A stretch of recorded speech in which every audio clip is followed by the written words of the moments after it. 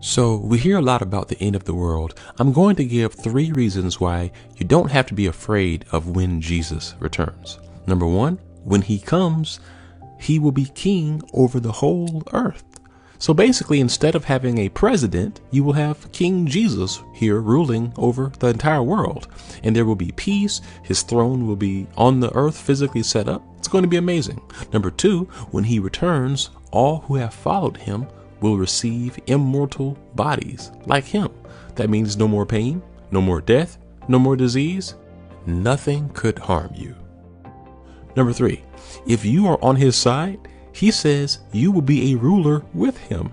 You're going to inherit his kingdom and even be given a crown. So basically, the return of Christ is going to be great for you if you followed him. But for those who followed the Antichrist, well,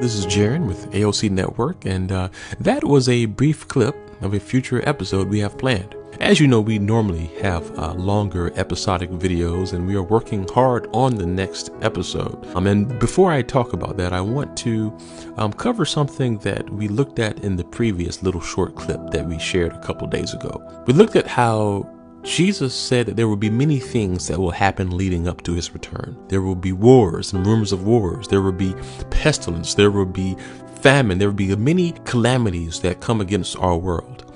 And some have said, well, this is something that has happened for centuries.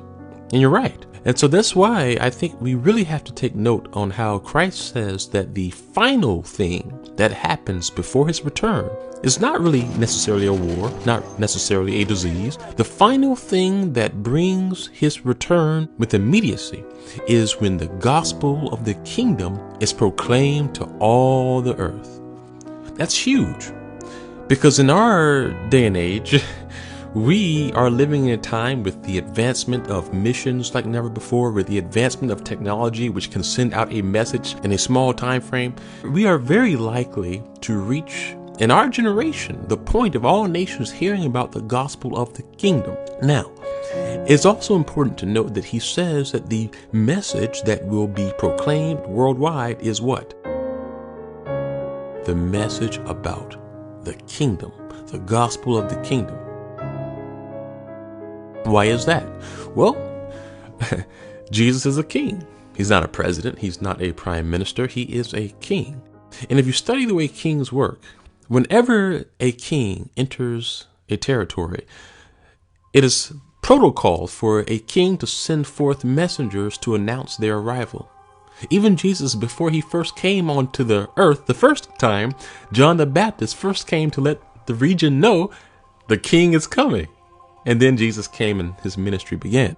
Well, in the same way, before Jesus returns to the entire world, it is kingdom protocol for the world to know the king is coming. And so before he returns, the entire world must hear the good news about his kingdom, that he is a king who is about to show up. And in our generation, that message is being proclaimed like never before.